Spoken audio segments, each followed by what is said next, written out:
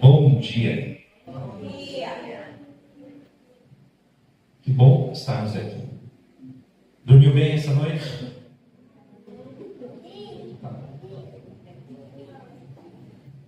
Queridos, nós vamos sair. Salmo 117.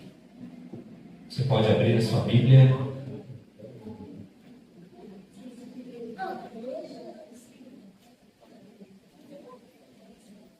Salmo 117.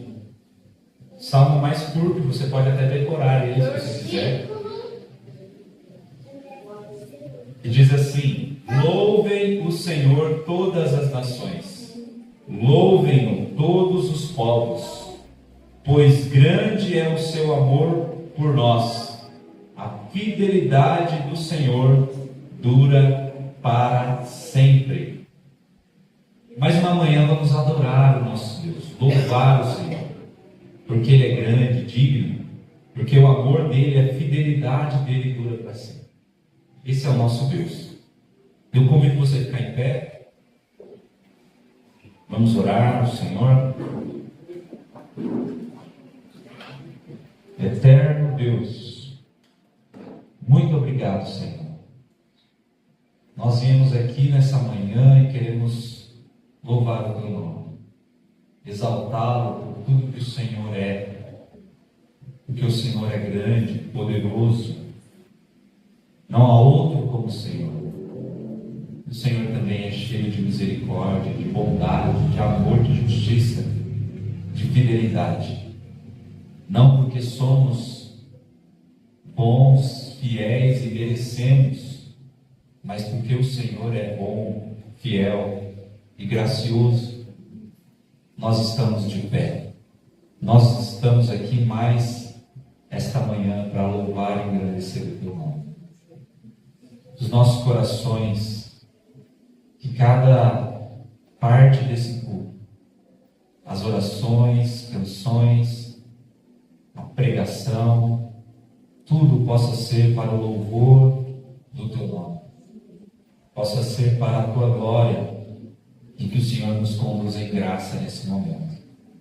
Fale a cada coração, trabalhe em nós, ó Pai, por meio da Tua palavra, por meio do Teu Espírito. Assim nós nos consagramos a Ti como igreja e a esse culto ao Senhor, nesta manhã tão agradável que o Senhor nos deu, para louvar o Teu nome. Assim nós oramos em nome de Cristo Jesus. Amém. Amém. Nós vamos cantar ao Senhor.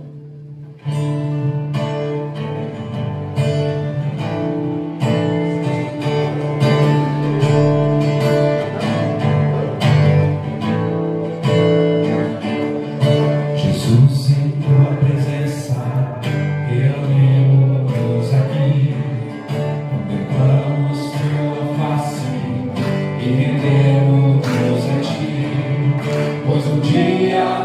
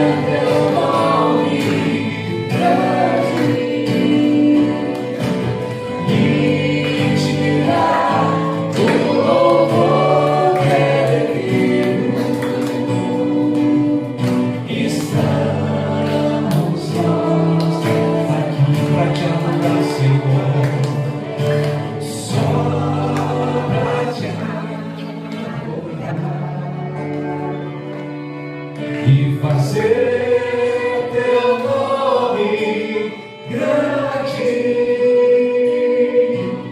e te dar o louvor que é devido. Estamos nós aqui. Exaltamos o Senhor, Pai. Essa segurança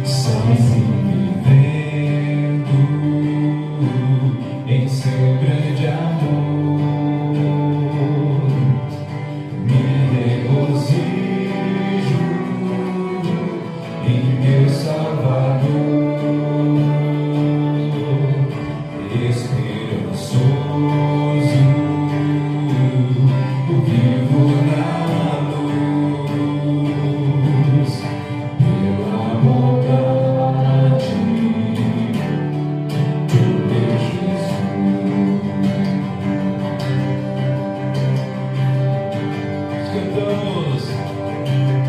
E canta minha alma, canta ao Senhor, rende-me sempre ardente louvor. Canta minha alma, canta ao Senhor, rende-me sempre ardente louvor. Com toda a nossa voz. E canta minha alma, canta ao Senhor, rende-me sempre ardente louvor. Canta minha alma, canta ao Senhor, rende-me sempre ardente louvor. Exaltado tu és, Senhor, Deus da nossa vida, Senhor, que nos salvou.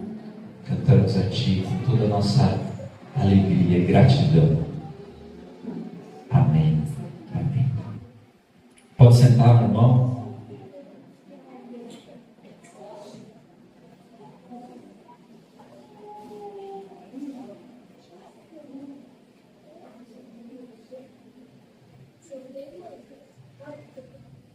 Você pode abrir a sua Bíblia lá no Salmo 51.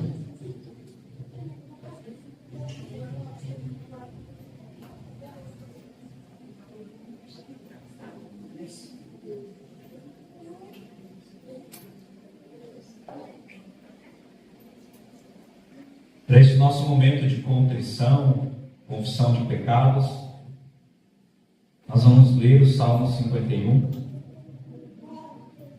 Diz assim: ao regente do coral, Salmo de Davi, sobre a ocasião em que o profeta Natã veio falar com Davi após o adultério com Betseba. Tem misericórdia de mim, ó Deus, por causa do teu amor, por causa da tua grande compaixão. Quero ler de novo esse verso 1, que é a introdução da oração de Davi. Vamos ler juntos. O que vai aparecer ali? Não. Você vai ter que ler na sua Bíblia. Não importa se a sua versão é um pouco diferente, vamos ler todos juntos, que aí vai misturar as versões. Verso 1. Tem misericórdia de mim, ó Deus, por causa do teu amor, por causa da tua grande compaixão. Vamos seguir. Por causa da tua grande compaixão, apaga as manchas de minha rebeldia. Lava-me de toda a minha culpa, purifica-me do meu pecado, pois reconheço minha rebeldia. Meu pecado me persegue todo o tempo. Pequei contra ti, somente contra ti fiz o que é mal aos teus olhos. Por isso tens razão no que dizes, e é justo o teu julgamento contra mim. Pois sou pecador desde que nasci. Sim, desde que minha mãe me concebeu. Tu, porém, desejas a verdade no íntimo, e no coração me mostras a sabedoria. Purifica-me de minha pureza e ficarei limpo. Lava-me e ficarei mais branco que a neve. Devolve-me a alegria e a felicidade. Tu me quebraste, agora permite que eu exulte outra vez. Não continues a olhar para os meus pecados. Remove as manchas de minha culpa. Cria em mim, ó Deus, um coração puro. Renova dentro de mim um espírito firme. Não me expulses de tua presença, e não retires de mim teu Santo Espírito. Restaura em mim a alegria de tua salvação, e torna-me disposto a te obedecer. Então ensinarei teus caminhos aos rebeldes, e eles voltarão a ti. Perdoa-me por ter derramado sangue, ó Deus de minha salvação. Então, com alegria, anunciarei tua justiça. Abre meus lábios, Senhor, para que minha boca te louve. Tu não desejas sacrifícios, do contrário, eu os ofereceria. Também não queres holocaustos. O sacrifício que desejas é um espírito quebrantado. Não rejeitarás um coração humilde e arrependido. Olha com favor para Sião e ajuda. Reconstrói os muros de Jerusalém. Então te agradarás dos sacrifícios de justiça, dos holocaustos e das ofertas queimadas, e sobre o teu altar novilhos voltarão a ser sacrificados. O Davi, nessa ocasião que ele pecou contra o Senhor, que ele adulterou, que ele armou um plano para matar um homem, ele escreve para nós um salmo que é uma boa teologia da confissão. Se você pode escolher um salmo para quando você é surpreendido pelos seus pecados, esse salmo aqui é um bom salmo.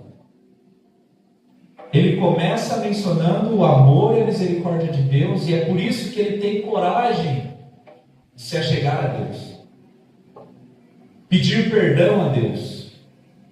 Deus não é um soberano carrasco, ele é um soberano justo e misericordioso, cheio de amor. Então Davi desenvolve aqui o seu pedido de perdão, e cada parte desse pedido de perdão nos encoraja a sermos sinceros com Deus. Porque Davi fala: eu pequei contra o Senhor, fiz o que é mal aos teus olhos. Na verdade, desde que minha mãe me concebeu, eu sou pecador. O que eu sei mesmo fazer é pecar. Mas o que Deus é bom em fazer é perdoar e restaurar pecadores arrependidos, pecadores que confessam diante dele as suas faltas. Deus não quer sacrifício, irmãos. Não precisa disso. Eu vou fazer isso para Deus se agradar de mim.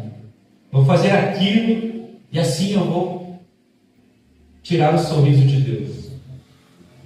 Não. O sacrifício que agrada a Deus, como Davi vai dizer no verso 17, é um espírito quebrantado. Não rejeitarás um coração humilde e arrependido. Então só você pode reconhecer os seus pecados diante de Deus.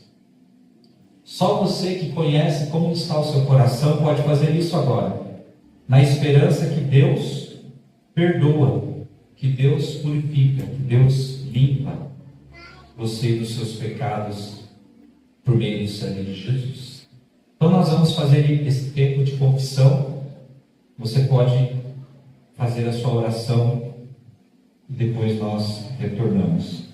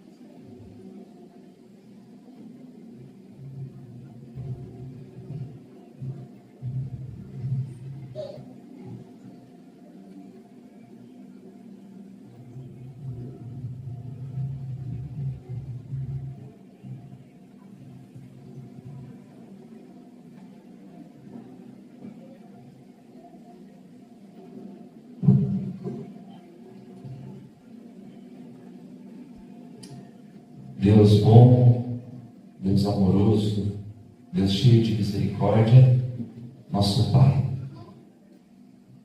confessamos diante de Ti os nossos pecados.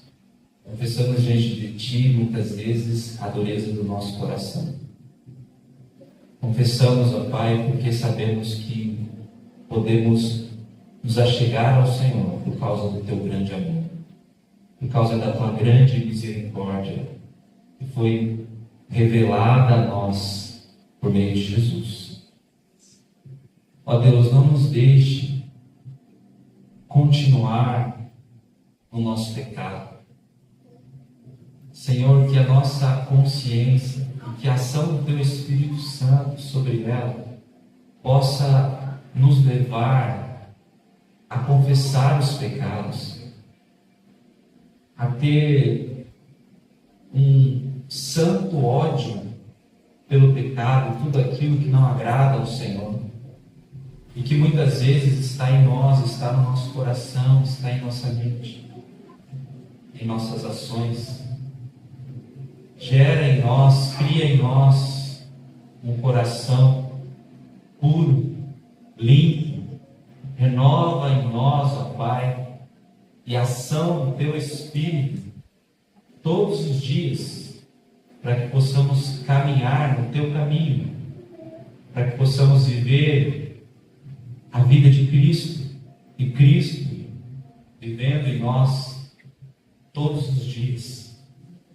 Dá-nos um coração arrependido, quebrantado, um coração contrito, humilde. Essa é a nossa oração, Pai. Confiamos em Jesus, confiamos no sacrifício que Ele fez por nós naquela cruz, e que nos purifica de todo o pecado, e que nos limpa. E nós te louvamos por isso. Te agradecemos pelo perdão, mais uma vez, dos nossos pecados. Amém. Amém. Amém, querido? Se você veio preparado para esse momento também de ofertar ao Senhor, de consagrar a Ele, de entregar uma parte dos seus recursos ao Senhor, você pode fazer.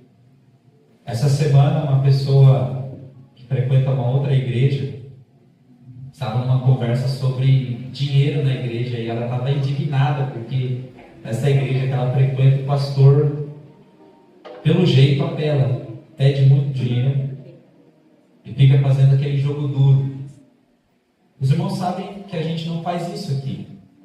Você que já é um cristão, você que já entregou seu coração ao Senhor, entende que a contribuição, o dinheiro, é só mais um aspecto da sua vida que você também serve a Deus. Então, um coração voluntário, agradecido, movido pelo Senhor, com gratidão ao Senhor, nós vamos ofertar. Amém? Você pode fazer pelo nosso famoso, nosso diácono Ricardo já foi buscar, gasofilaça. E também temos uma chave Pix, não sei se ela aparece aí.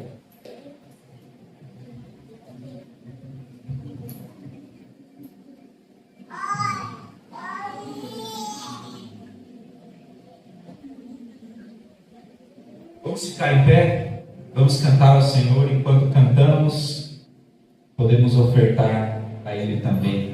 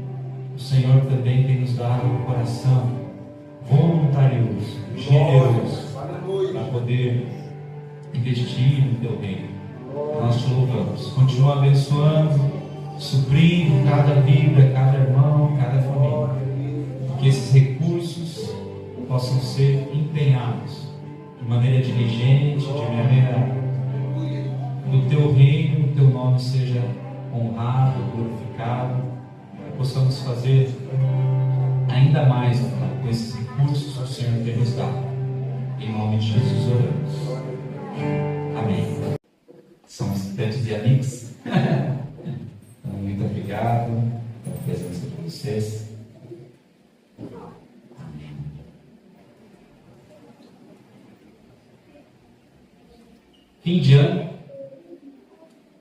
já comprou o peru de Natal?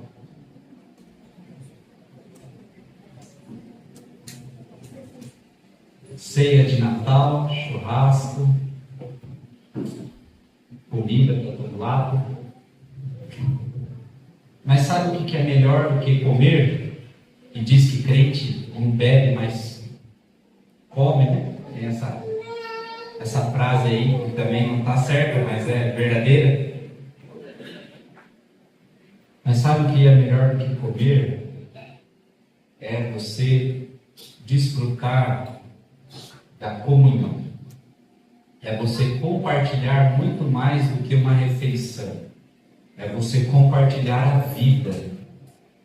É você compartilhar do Senhor. Aquilo que o Senhor está fazendo em sua vida.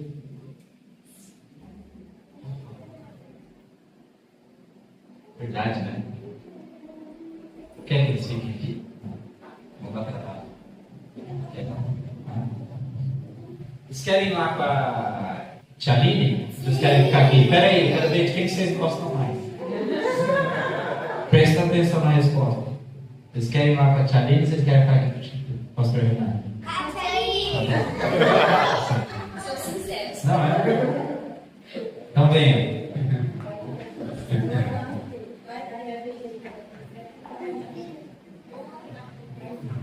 Então, interrompendo a introdução do sermão, porque eu esqueci. Obrigado, Bruno. Bruno é meu presbítero aí, brasileiro, me ajudou a lembrar. Muito bem, crianças lindas.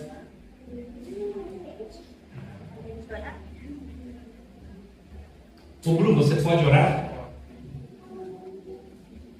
Amém, Pai, nós te louvamos, nós te agradecemos, bendizemos por tudo que o Senhor tem feito no nosso meio, pela tua graça, irresistível, pelo teu amor, pela tua misericórdia. O Senhor tenha em suas mãos, sua soberania, nós cremos nisso. Esse tempo lá das crianças seja um tempo de aprendizado, um tempo que eles poderem receber a tua palavra, serem forjados conforme a tua palavra, o caráter deles cada vez seja construído em Cristo, que é o nosso modelo perfeito. A sabedoria da minha esposa, para mim conduzi-lo, ela possa ser inspirada pelo teu Espírito Santo e que possa ser um tempo de qualidade, de testificação do teu Espírito e de desenvolvimento da tua palavra. Em nome de Jesus, amém.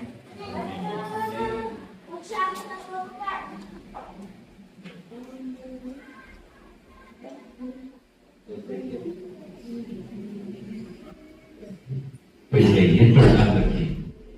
O que é melhor do que comer uma bela comida, um bom churrasco?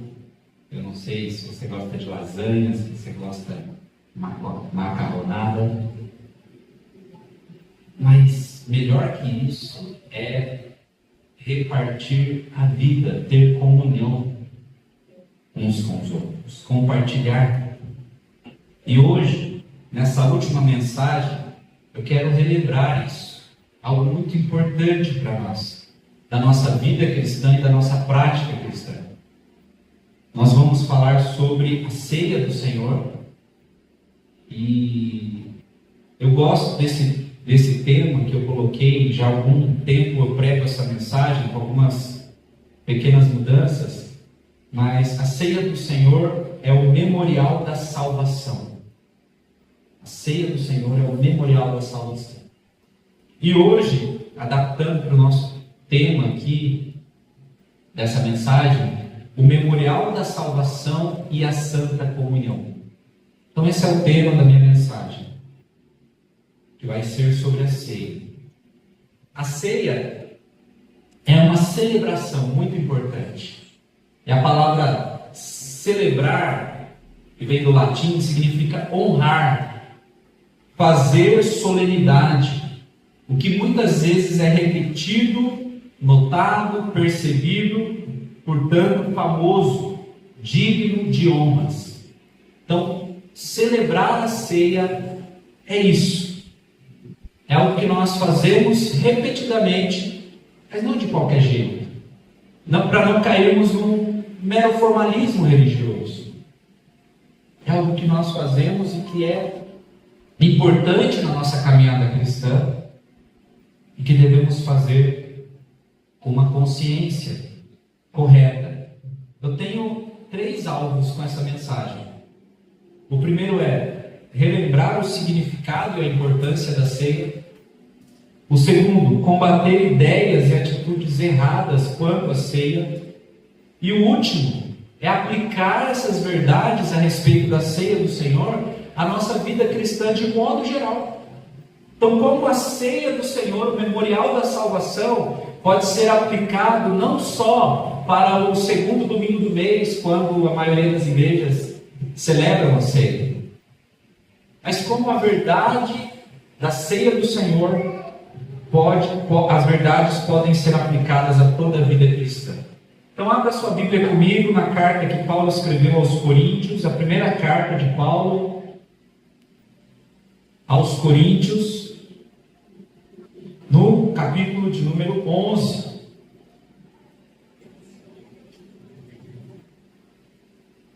A partir do verso 17, você vai deixar a sua Bíblia aberta e nós iremos ler esse texto pouco a pouco. O memorial da salvação e a santa comunhão. Eu quero ler aqui o versículo 17 até o versículo de número 19, que é a introdução do assunto, e diz assim: nas instruções a seguir, porém, não posso elogiá-los, pois quando vocês se reúnem, fazem mais mal que bem. Primeiro ouço que há divisões quando vocês se reúnem como igreja, e até certo ponto eu creio. Suponho que seja necessário haver divisões entre vocês, para que se reconheçam os que são aprovados. Quando vocês se reúnem, não estão interessados de fato na ceia do Senhor.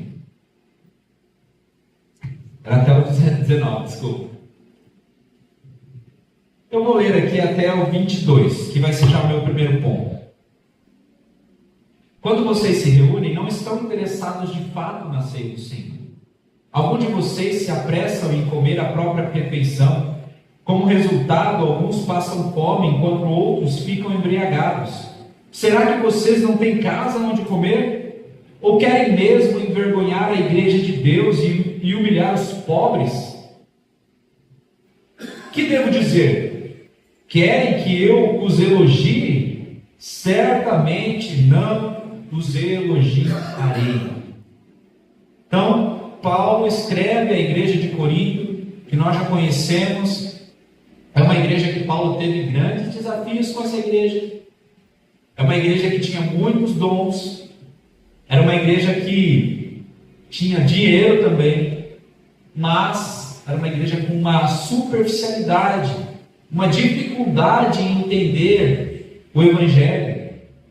Então tinha competição na igreja, havia favoritismo na igreja. Eu sou do clubinho do Paulo, eu sou do clubinho do Pedro, eu sou do clubinho do Apolo, e outros, sou do clube de Jesus. Então as pessoas estavam buscando os dons, e muitos estavam buscando os dons não para a edificação da igreja, mas para a exibição pública. Olha como eu sou espiritual, olha como eu sou abençoado por Deus. Paulo teve dificuldade com essa igreja porque eles não reconheceram o ministério apostólico de Paulo. Paulo, por carta ele é severo, mas quando está pessoalmente é tranquilo. Então essa igreja tinha vários problemas. Dentre esses muitos problemas, a ceia do Senhor. Eles estavam se reunindo e a exortação do apóstolo é exatamente porque alguns irmãos não consideravam outros nesse momento tão importante da ceia. Como vimos, se apressavam em comer toda a comida e deixavam outros sem nada. Nós lembramos lá em Atos que as marcas de uma igreja saudável são, dentre elas, a oração, a dedicação à doutrina, a comunhão e o partir do pão. Então esses irmãos estavam falhando nisso. Essa festa que acontecia, que era a festa do amor fraterno, a festa ágape, do amor ágape. Então os cristãos participavam desse momento, que era um momento muito especial. mas que para alguns estava trazendo tristeza. E Paulo diz: não posso elogiar vocês nisso. Não posso falar que vocês estão indo bem, porque vocês estão indo mal. Os irmãos sabem que o contexto da igreja não é homogêneo. Você lê no Novo Testamento e percebe isso. A igreja de Jesus, ela não é formada por uma classe de pessoas, os ricos, os pobres, ou os instruídos, ou os pescadores, ou, sei lá, fazedores de tenda, mas ela agrega todo tipo de pessoa.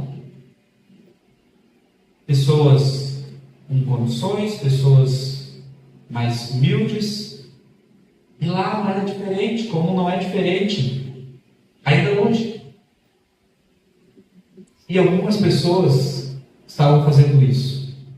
Não estou nem aí com o meu irmão.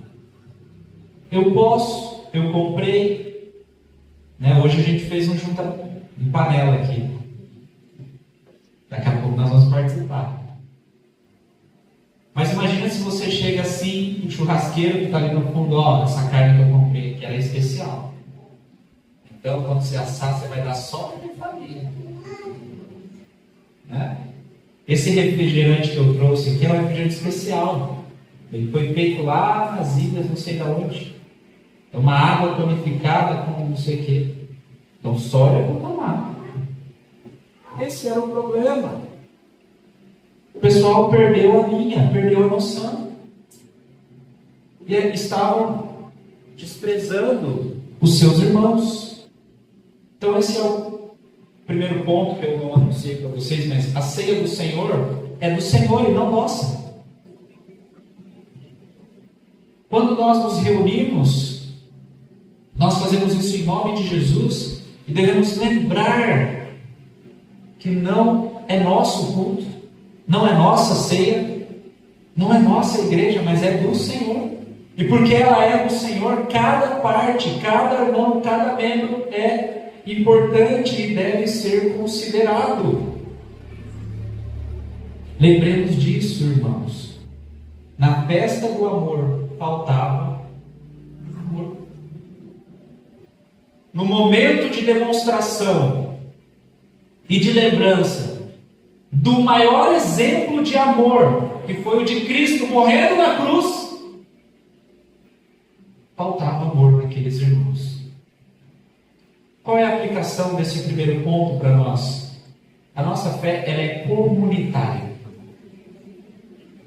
Não existe isso. A minha fé, o meu Deus, a minha forma de ver. Não, quando você começa a fazer parte do povo de Deus, você se junta a milhares de milhares nesse tempo e em toda a história de pessoas que tiveram uma fé em Jesus, e essa fé os aproximou.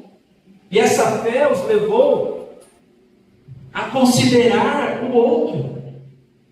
Então não fazemos as coisas do nosso jeitão. A igreja é o único lugar que não tem o seu jeito, o meu jeito. Tem o jeito que é o jeito de Deus e que todos nós devemos nos submeter ao jeito que Deus quer que nós venhamos a viver. Então nossas reuniões não podem ser reuniões egocêntricas. Não podem ser reuniões em que... Pode deixar, viu? Que eu estou meio voando. Não sei se é o ar. Não sei o que é. Justamente no dia que eu não trago meu aplicativo lá, o Kindle, acontece isso. Povo, coisa. Então as nossas reuniões, tudo que nós fazemos como igreja, fazemos como cristão, devemos fazer pensando no outro. Devemos considerar o outro. Não por causa da classe social dele, não porque ele é filho de fulano, não porque ele tem tal dom, mas porque ele é um salvo de Jesus e que precisa ser considerado. Eu gosto sempre de dizer, uma igreja nichada é uma igreja problemática. Sabe o que é uma igreja nichada? É uma igreja que tem só um tipo de pessoa. A igreja dos surfistas. Surgiu essa igreja, acho que tem até hoje. Mas é um problema. Quem não é surfista? Não pode ir para ela. A igreja dos roqueiros. Aí todo mundo lá é heavy metal, cabeludo. A igreja dos pobres. Aí, nossa, só tem pobre. A igreja dos ricos, só tem rico. Está errado. Porque quando nós olhamos para Jesus, Jesus acolheu todo tipo de pessoa. Leia o Evangelho com cuidado, e se você quiser ler com cuidado, participe do nosso grupo de estudos, quarta-feira. Estamos lendo o Evangelho, capítulo por capítulo, verso a verso. Você vai perceber que tinha gente que tinha dinheiro e que ajudava Jesus. Tinha gente que era pobre e que não tinha nada, mas Jesus acolheu todo tipo de pessoas. Então a igreja é esse lugar, o único lugar em que todos nós podemos ser apenas quem somos, sem rótulos, sem títulos, salvos por Jesus Cristo e vivendo no amor dele. O próximo ponto que Paulo destaca aqui na sua mensagem é do verso 23 ao 25, que ele diz assim: pois o que eu transmiti a vocês eu recebi do Senhor. Na noite em que o Senhor foi traído, o Senhor Jesus, ele tomou o pão, agradeceu a Deus, partiu e disse: este é o meu corpo, que é entregue por vocês. Façam isso em memória de mim. Da mesma forma, depois da ceia, tomou o cálice e disse: este é o cálice da nova aliança, confirmada com meu sangue. Façam isso em memória de mim, sempre que o beberem. Porque cada vez que vocês comem desse pão e bebem deste cálice, anunciam a morte do Senhor, até que Ele venha. A ceia do Senhor é um mandamento, não é uma invenção. Não é algo que o pastor, o líder, pensou: eu vou criar isso daí, para que no segundo domingo do mês o povo não falte. Eu vou criar a ceia do Senhor porque deve ser um negócio legal. Dá mais gente na igreja. Tem um irmão querido que ele falou assim: você sabe por que a ceia do Senhor é no segundo domingo do mês? Perguntou para mim. Eu não sei, porque aqui na nossa igreja não é no segundo, né? A gente faz no último, a cada 2 meses. Ele falou: sabe por quê? Eu era numa igreja, e aí o pastor dizia assim: é no segundo domingo do mês, porque o pessoal já recebeu um pagamento, dá mais público na igreja, e aí então coloca a ceia nesse dia, porque além de vir mais gente, o povo vai ofertar mais. Você acredita nisso? Mas não é para esse propósito a ceia do Senhor. A ceia do Senhor é um mandamento. Paulo recebeu e ele transmitiu aquilo. É muito importante para nós, como crentes. Nós não obedecemos para agradar a Deus. Nós não obedecemos para ser salvos. Nós somos salvos e obedecemos. Nós nos agradamos do Senhor e nós obedecemos. Toda a nossa atitude em relação a Deus, aos seus mandamentos, é por aquilo que Ele já fez por nós, e nós respondemos a Ele com obediência. Não foi isso que Jesus disse? Se vocês me amarem, se vocês são os meus discípulos, vocês vão guardar os meus mandamentos. O caminho de um discípulo é o caminho de obediência. Eu preciso repetir isso com frequência aqui, para que os irmãos não caiam num tipo de evangelho místico. No dia da ceia é o dia mais espiritual. No dia da ceia, aquele dia que eu tomo e eu saio assim mais crentão. Não é, querido. Não é um momento místico. Não transmite uma graça especial como a teologia católica ensina. É um memorial da salvação que nós cumprimos por obediência a Deus. Sabe por quê? Pense comigo. Se a ceia de fato operasse por ela mesma algo sobrenatural e espiritual que mudasse você, Judas não deveria ter traído Jesus. Porque no dia da ceia, que foi a última Páscoa que Jesus comeu com os discípulos, quem estava lá? Judas. E quem sentou do lado de Jesus? Judas. E quem repartiu o cálice com Jesus?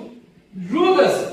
Poxa, se a ceia fosse algo místico, espiritual, assim, que concedesse poder sobrenatural, Judas, com a mente de traidor, na hora que bebeu o cálice e tomou o pão. Mas é isso que acontece? Porque o ato em si, ele não opera nada. É o que ele simboliza, o que ele significa. É a operação que Deus faz no nosso coração. Pedro também tomou a ceia e em pouco tempo negou Jesus.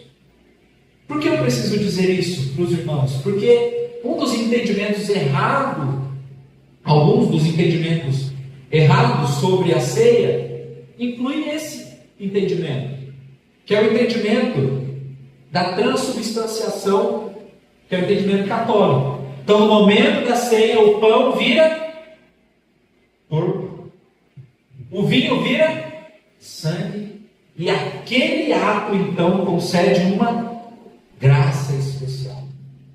Você pensa assim? Não.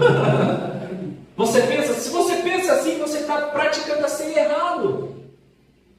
Porque o pão não se transforma, o vinho não se transforma, é apenas um símbolo. Aí Lutero tentou ajeitar o meio de campo e ele pensava na ceia como consubstanciação. É o meio do caminho. Né? Não transforma, mas está como. Né? Então, Lutero ali ainda tinha algumas arestas. Os luteranos ainda acreditam nisso. Afirmam que o sangue e o corpo estão com os elementos. Não se transformam, mas estão com. Aí o reformador João Calvino, ele entendeu que a ceia, o momento em que partimos o pão e tomamos o cálice, a presença espiritual de Cristo está com os crentes naquele momento. Já melhorou bem. Calvino acerta bastante. Não tudo, mas ele acerta bastante. Uma presença especial. Mas quem de fato cravou biblicamente e acertou aquilo que Paulo ensinou foi o reformador Zwingli. E ele falou: a ceia é um símbolo do sacrifício de Cristo. E aqui, como o Paulo diz, vocês vão fazer isso como uma ordenança, porque receberam do Senhor. Qual é a aplicação para nós? Tentando resumir esses entendimentos. Sim, a ceia é um memorial. Sim, a ceia também é um momento especial. Mas não por si próprio. Mas se você prepara o seu coração, se você se quebranta diante do Senhor, se você entende o tão grande sacrifício de Cristo por você, esse momento se torna especial. E você lembra do ato mais importante de Deus, que foi enviar Cristo para morrer pelos seus pecados. No verso 24, a partinha final: façam isto em memória de mim. No versículo 25, do mesmo modo, depois da ceia, pegou também o cálice, dizendo: este é o cálice da nova aliança, no meu sangue. Façam isso todas as vezes que o beberem, em memória de mim. A nossa fé é baseada em uma única pessoa e sua obra: Jesus. Jesus Cristo é o fundamento da nossa fé, da nossa vida. Infelizmente, irmãos, tem muitas pessoas que baseiam a sua fé não em Cristo, não em Deus, não na graça, na obra de Jesus, mas baseiam a sua fé, por exemplo, e uma boa música. Ah não, se eu sentir uma música que me dá arrepio, nossa, aí eu fico assim. Um pastor bem eloquente, que de preferência grite, né? Meu professor de homilética ensinou assim, o jovem pastor saiu do seminário e foi pregar. E aí ele pregou na igreja do professor dele. E aí o professor pegou o esboço dele lá, ele deixou depois do culto. Deixa eu ver esse meu aluno aqui, se ele fez um bom esboço. E aí na hora que ele pegou o esboço do aluno, tinha escrito e no final, aqui grite bem alto. Não é o volume decibel da voz que é unção. Eu posso pregar com mais unção se vocês quiserem, mas também vocês vão perder a audição. Tem gente que pensa isso, um pastor eloquente, um grupo de pessoas e atividades que eu me identifico. Ah, então essa igreja é boa, nossa, como eu me sinto bem. Igreja confortável, com bancos e ar-condicionado, glória a Deus. É bom? É bom, mas não é nisso que a nossa fé se fundamenta. É numa pessoa e sua obra. Fazer isso sempre em memória de mim. Por que Jesus deixou essa ordenança? Irmãos, a gente é bom de esquecer, não é? O que deve fazer? Sim ou não? Muito. Se hoje tem igreja que praticamente já esqueceu o que Jesus mandou fazer, imagine se ele não tivesse mandado. Se hoje os camaradas põem a moto empinada dentro da igreja assim, para chamar a atenção, mas não é, você não precisa de moto. Barraca de acampamento. A gente está com um ilustrativo aqui, mas é bíblico, tá bom? O pessoal fica inventando coisas. Tem gente que nem sabe mais qual é o propósito da igreja. Ah não, tem que fazer evento. Não, Jesus fala em memória de mim, para que a gente nunca se esqueça, e que a igreja nunca esquecesse, que o mais importante de tudo é aquilo que Jesus fez naquela cruz. Por você, querido, por mim. Nós passamos por momentos difíceis, sim. A vida é dura. E ela não é dura só para quem é mole, não. Ela é dura também para quem é firme. E o que nós devemos lembrar sempre? Do Calvário.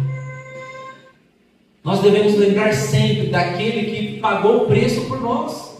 Daquele que verteu o sangue por nós. Uma memória que vai te dar esperança todos os dias é essa.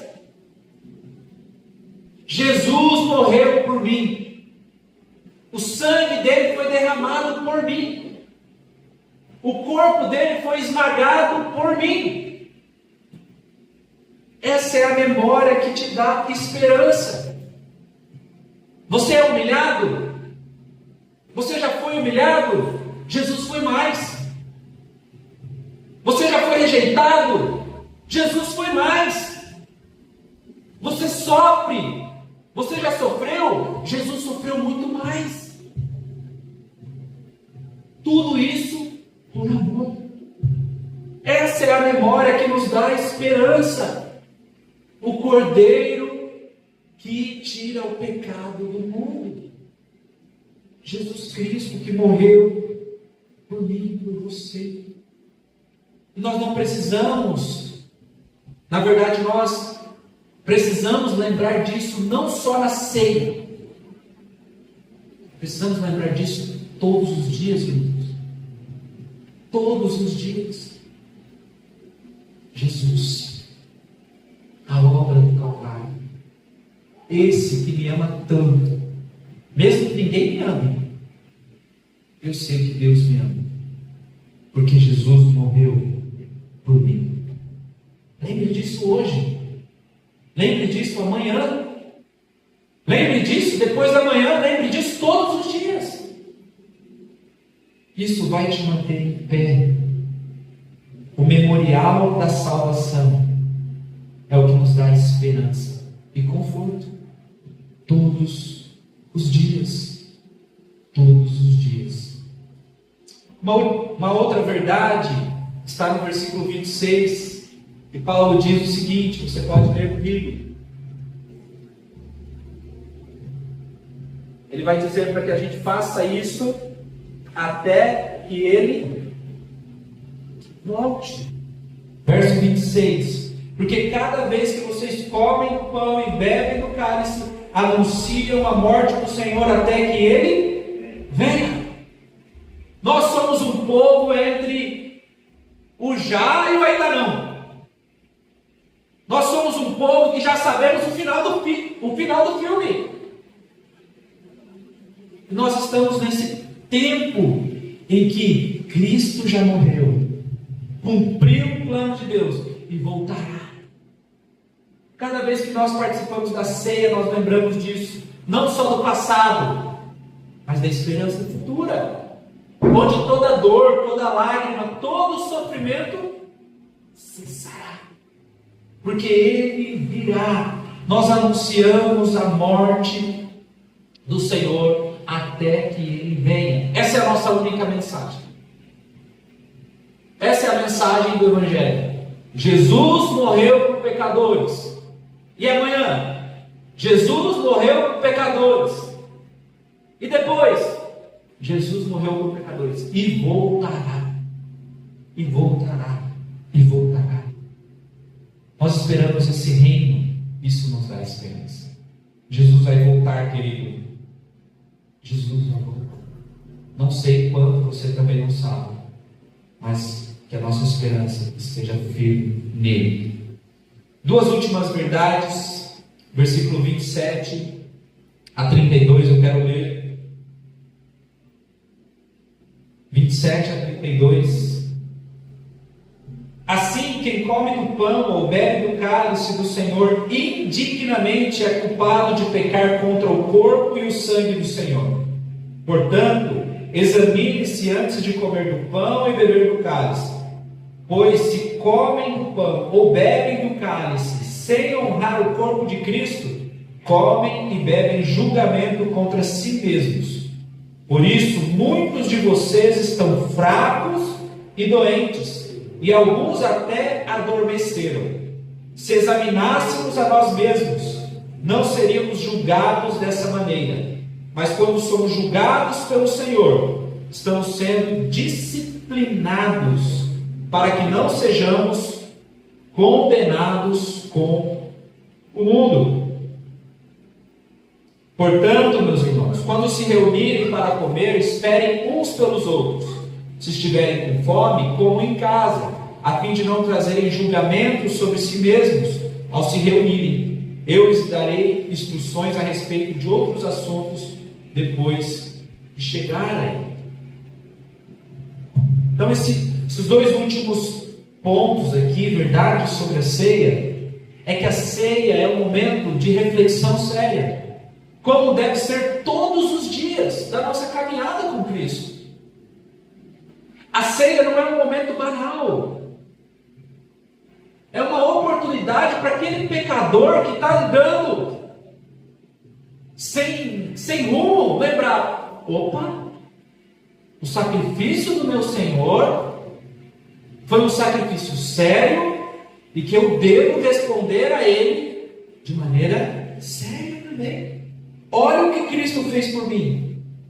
Eu vou continuar vivendo do mesmo modo? Irmãos, a ceia do Senhor não é uma oportunidade para você se negar a tomar. Porque isso é dizer: Senhor, eu vou continuar no meu erro. O que é a ceia do Senhor? Uma oportunidade para você fazer um exame e pedir perdão e não tomar indignamente. Eu participava de uma igreja que o pessoal era assim: dia de ceia, tinha uma galerinha que não participava. Eu pensava: mas por quê? E eu também já pensei isso também. Falei: hoje eu não vou participar porque eu fiz uns pecados. E aí ficava o mural da vergonha. Todo mundo em pé, e aí você sentado e eu povo assim: mentiu, Esse aqui tem cara que é pornografia. Ele ali brigou com a mãe. Ele ali falou palavrão. Ele ali é preguiçoso mesmo. Ficava assim, como julgando. E a gente se julgava também. Mas entenda o que Paulo está dizendo. A ceia é uma oportunidade para você discernir o que Cristo fez por você. Então, tomar de modo digno. Como você toma de modo digno? Pedindo perdão, se arrependendo dos seus pecados. Então, o crente, todo dia precisa se arrepender. Todo dia precisa fazer um autoexame e olhar para o seu coração se ele está andando no caminho de Deus. Se ele está andando de acordo com a vontade do Senhor, em obediência ao Senhor. Há pecados que te prendem, querido. Há coisas na sua vida que você precisa deixar. Faça. Se arrependa. Não deixe para amanhã. Não, eu vou. É a ideia da pessoa que quer melhorar a si mesmo. Você nunca consegue. Tu é ruim. Posso falar de novo? Tu é ruim. Tu é tranqueiro. Tu é pecador. E sabe quando você vai começar a conseguir se melhorar? Nunca! Né, Bruno? Bruno é nosso presbítero aqui. Ano que vem vai ser ordenado. O Diácono Ricardo também. E o Leandro, que faltou hoje. Sabe quando você vai se melhorar? Sabe quando que eu me melhoro? Nunca, porque em pecado me concebeu a minha mãe. E o que eu sei fazer bem por mim mesmo é bem. E o que eu tenho que fazer? Me arrepender, confessar. E quem vai trabalhar em mim a transformação? Jesus Cristo. O Espírito Santo. Uma pessoa santa não é uma pessoa poderosa, forte, determinada. Uma pessoa santa é uma pessoa que o Espírito Santo, a vida de Jesus, está sendo vivida nela. Eu quero ser mais parecido com Jesus e me deixo conduzir por Ele. Isso é tomar a ceia de modo digno. Não é na sua dignidade, é na dignidade de Jesus, daquilo que Ele fez por você. E Ele diz: vocês não entendem isso? Olha como Paulo usa uma linguagem dura, queridos. Vocês não entendem que o sacrifício de Jesus é suficiente, Ele é sério. E por causa disso vocês levam a vida de forma banal, e até a própria ceia do Senhor de forma banal. Muitos entre vocês estão doentes, e tem até aqueles que estão dormindo, fracos, dormem. Um eufemismo para a morte. Se você se nega, querido, a reconhecer os seus pecados, a sua indignidade diante de Cristo, você fica cada vez mais fraco, cada vez mais frio. O sacrifício que Deus agrada é um espírito quebrantado, um coração humilde, contrito, não rejeitará o Senhor. E Paulo diz: Deus está disciplinando alguns. Essa palavrinha não é muito popular, mas você sabia que Deus faz isso? Quero falar bem ao seu coração. Você sofre algumas coisas, sabe por quê? Porque Deus te ama.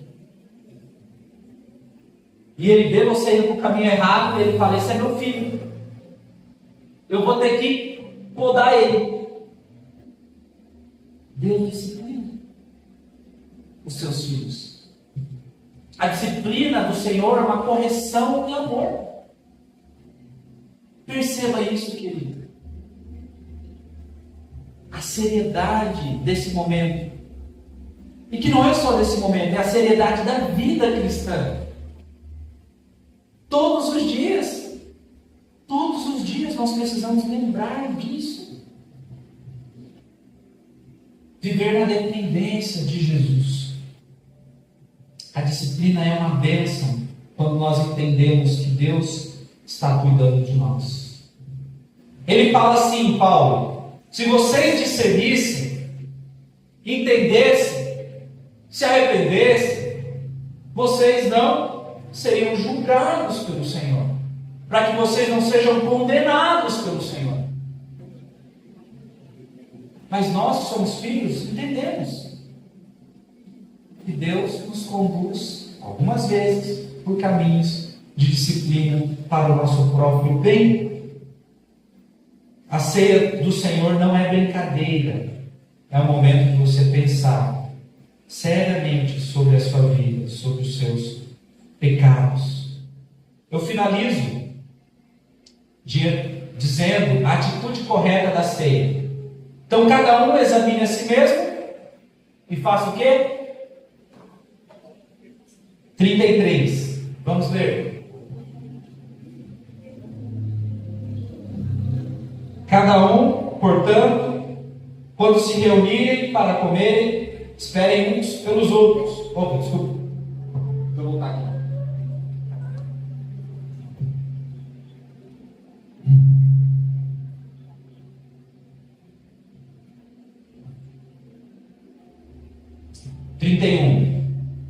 Desculpa, queridos.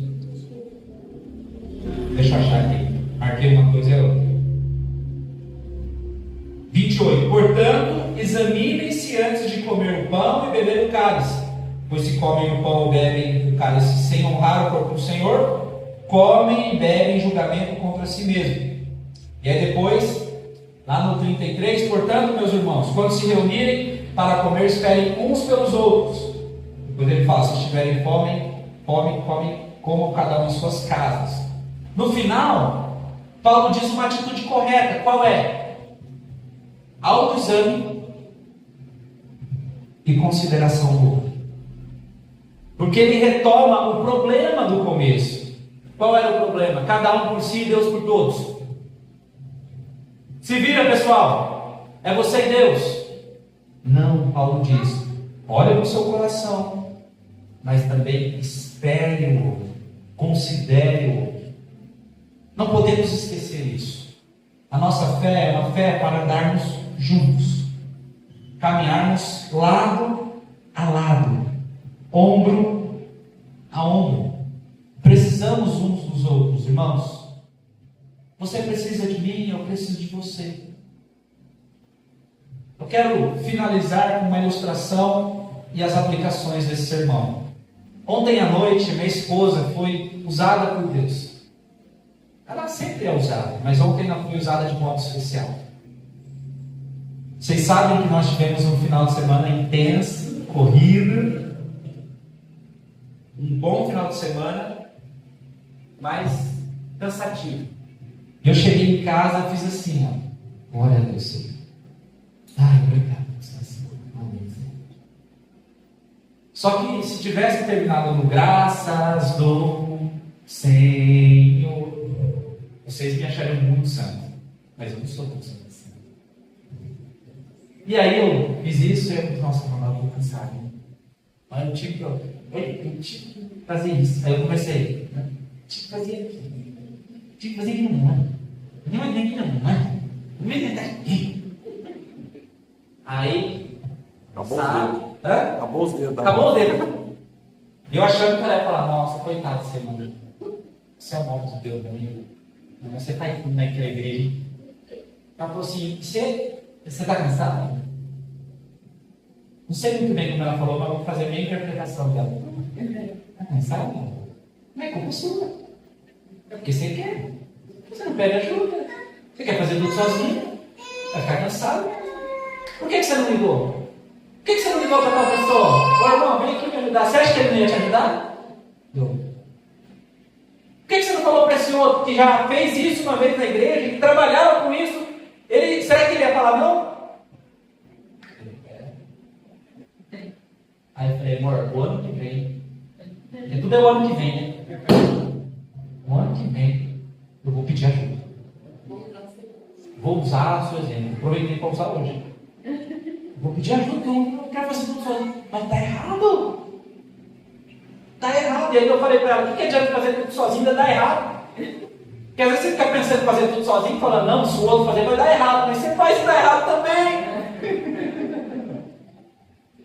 Querido, nós precisamos uns dos outros. Eu preciso.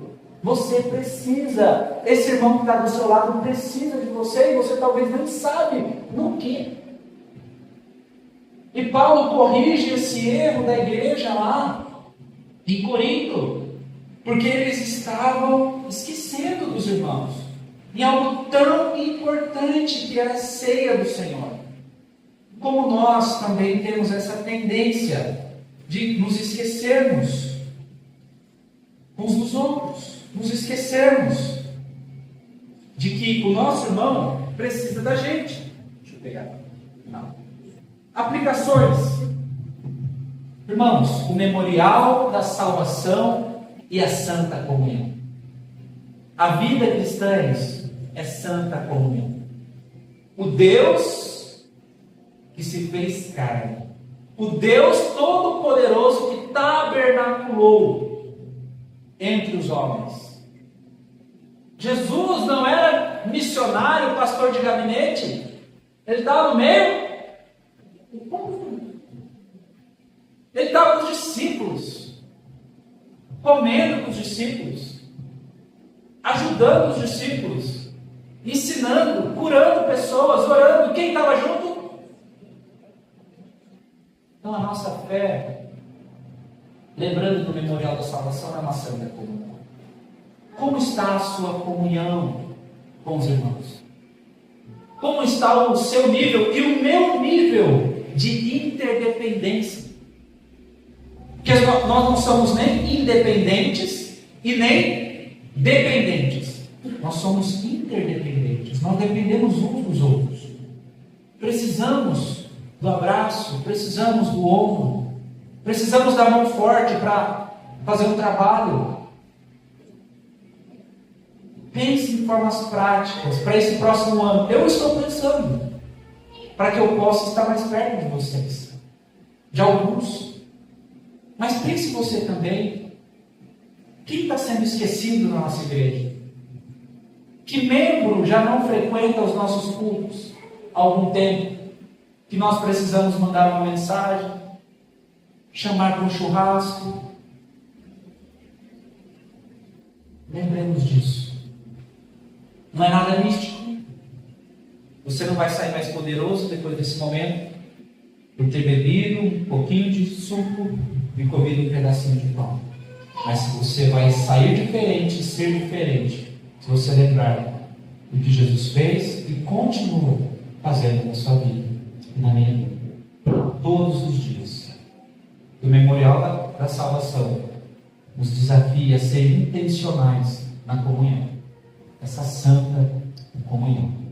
Vamos orar. Eterno Deus, muito obrigado por esse tempo, obrigado pelo culto ao Senhor, por cada canção, pelos textos que foram lidos e agora por essa reflexão bíblica. Nos ajude a andar com o Senhor e a andar ao lado dos nossos irmãos dessa maneira que aprendemos, que lembramos nesta manhã. Nessa ceia, possamos reafirmar a nossa confiança nos méritos de Jesus, no sacrifício perfeito e não em nós mesmos, então participar, renovando não só hoje, mas todos os dias, a nossa aliança, a nossa confiança e a nossa esperança em Ti, Deus. Que isso nos desafie a ir em direção a outros, a estar mais juntos. Que em 2026 possamos melhorar isso. Eu quero melhorar, eu preciso. Que o Senhor me ajude e que o Senhor também ajude os irmãos aqui, cada um, em nome de Jesus. Amém. Bruno, irmãos, se você vai participar da ceia, e espero que todos aqueles que são crentes em Jesus, que entenderam o real motivo da ceia, você se coloque em pé, faça uma oração antes, um autoexame. Então, você pode tomar o pão e juntos vamos repartir o pão e o cálice.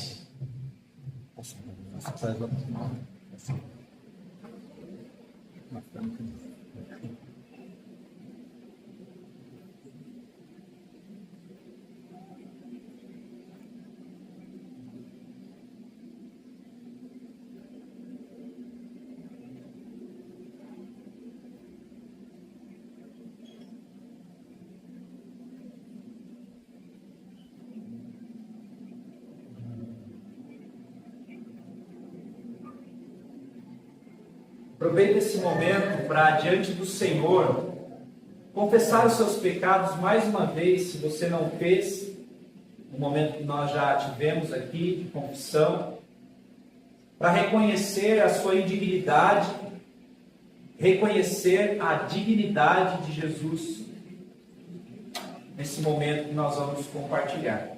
Vamos todos fazer isso.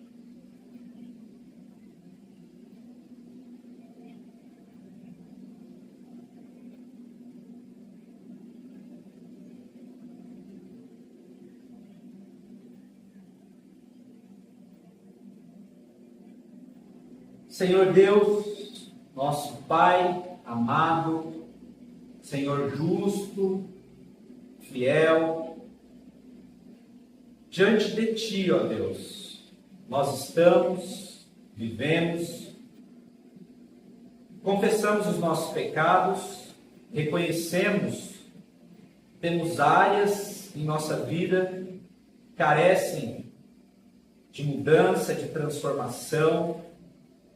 Não confiamos em nós mesmos, confiamos em Ti. Confiamos em Cristo, que morreu por nós, ressuscitou e voltará para nos buscar. E até esse grande dia, queremos caminhar em arrependimento e fé, crendo no Senhor e no perdão que vem do Senhor. E agora todos nós que estamos com o cálice e pão, vamos orar e agradecer ao Senhor. Senhor, nós erguemos esses elementos e, em memória, como símbolos, nós agradecemos ao Senhor, consagramos, louvamos o Teu nome, porque eles nos fazem lembrar, não esquecer, da obra perfeita de Jesus por nós. O pão, que simboliza o corpo, e o cálice, que simboliza o sangue de Cristo. Agora nós queremos comer e beber. Fazemos isso em memória do Senhor, até que o Senhor venha. Te agradecemos em nome de Jesus. Amém. Podemos comer?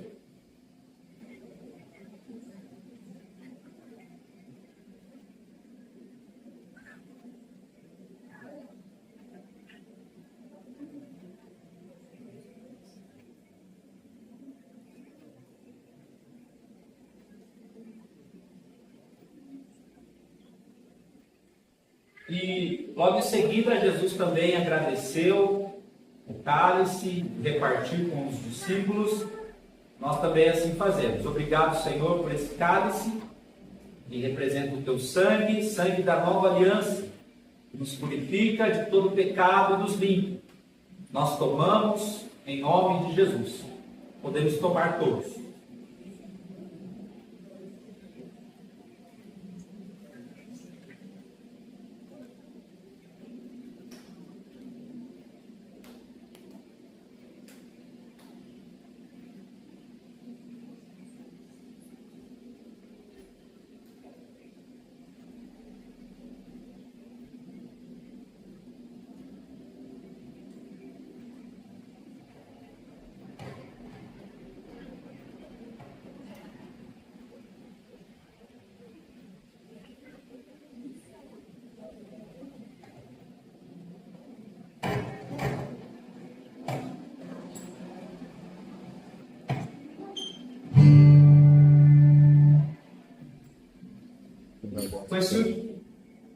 Com esse último cântico nós vamos encerrar o nosso culto, porque ele vive.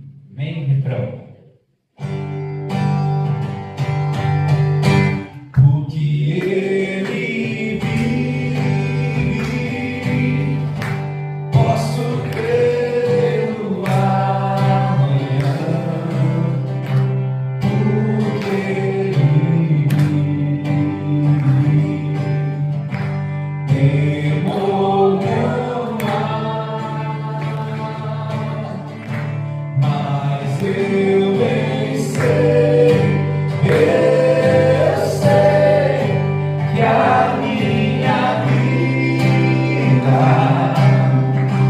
está nas mãos do meu Jesus, que vivo está. Com as nossas vozes, porque ele vive,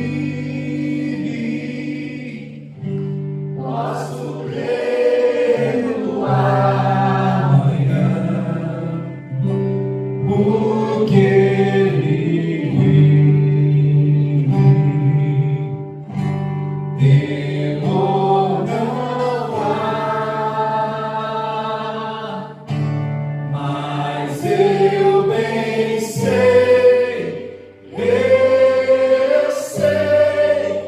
que a minha vida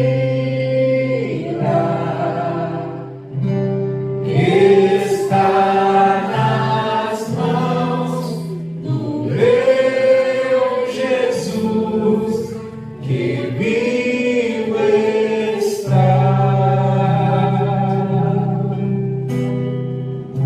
Amém. Que o amor de Deus, o nosso Pai, esse Pai amoroso, cheio de misericórdia, graça e bondade, que a graça maravilhosa de Jesus Cristo, graça que nos alcançou, graça que nos sustenta, que a consolação, a presença, a companhia santa do Espírito de Deus seja com todos, em nome de Jesus. Amém. Amém. Deus te abençoe, querido. Ótimo domingo.